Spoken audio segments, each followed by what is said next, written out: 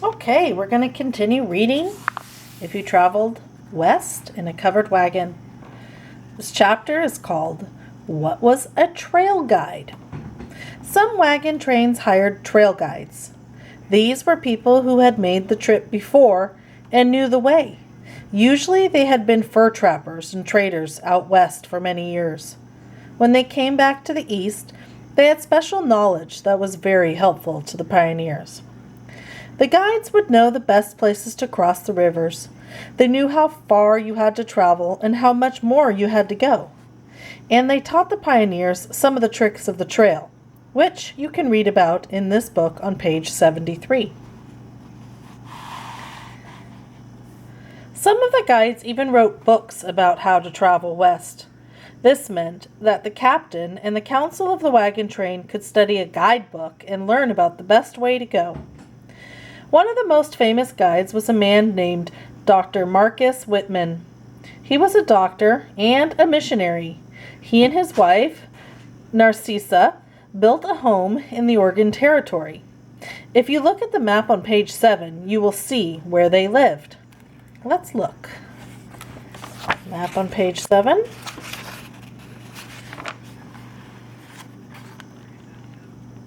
Whitman Mission, right here.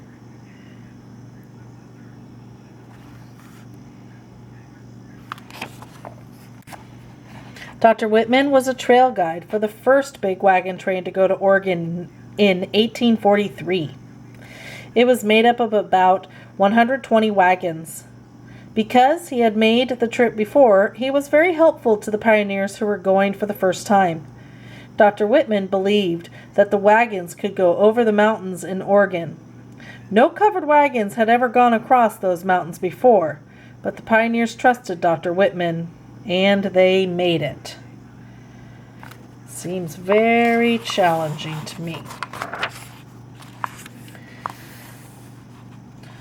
What kinds of people traveled west?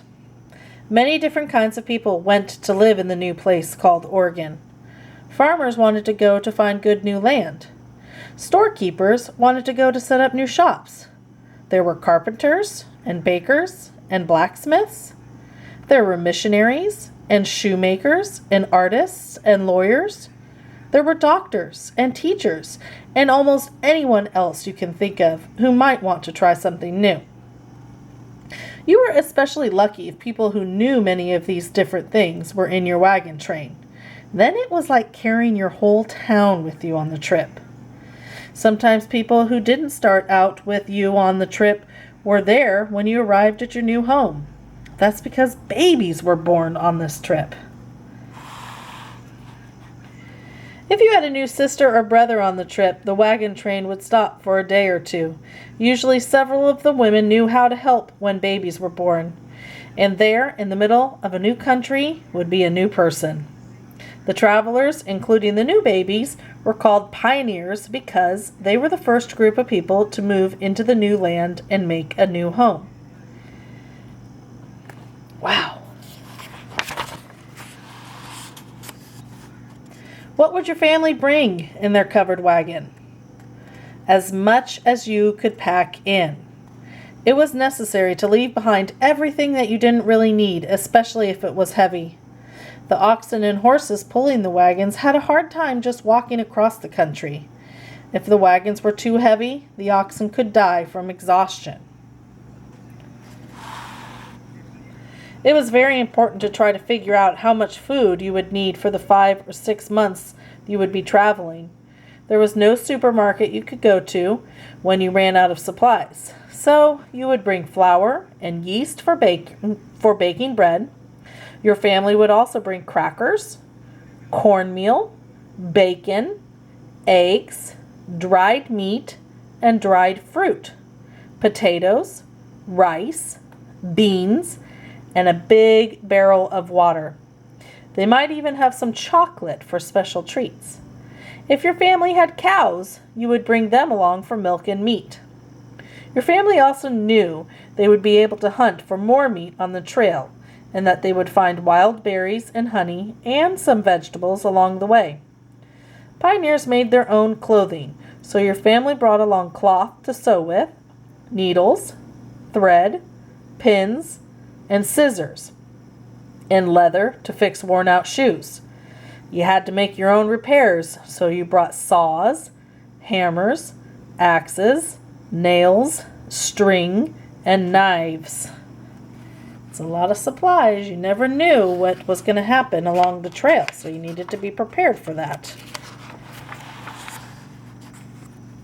For daily chores, you would bring things like soap, wax for making candles, lanterns, and wash bowls. Many people brought tents to sleep in outside the wagons. If they hunted buffalo on the trail, they would often use the skins for making blankets. With the fur on the inside, a buffalo skin was warm and soft. It was also important not to forget medicines in case somebody got sick on the trip. Nobody forgot plates, knives, forks, spoons, cups, and pots and pans. They were kept in a special box attached to the back of the wagon.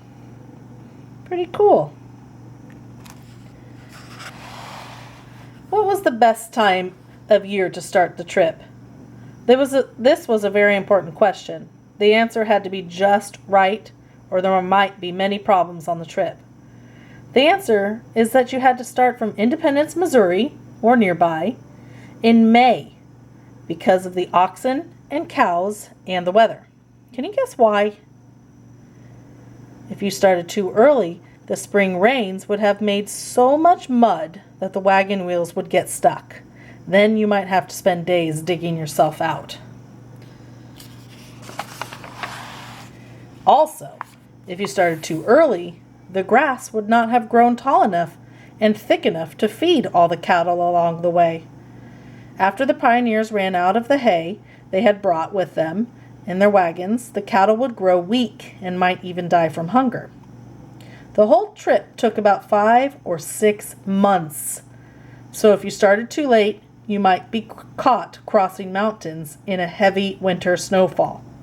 This happened to some wagons. On one trip, some of the pioneers had to camp in the mountains through the winter until spring when the snows melted. Then they were able to travel on. Some died from cold and hunger during the long wait. The perfect time of year to start was in the spring, after the rains, when the sun was shining and the grass was growing tall.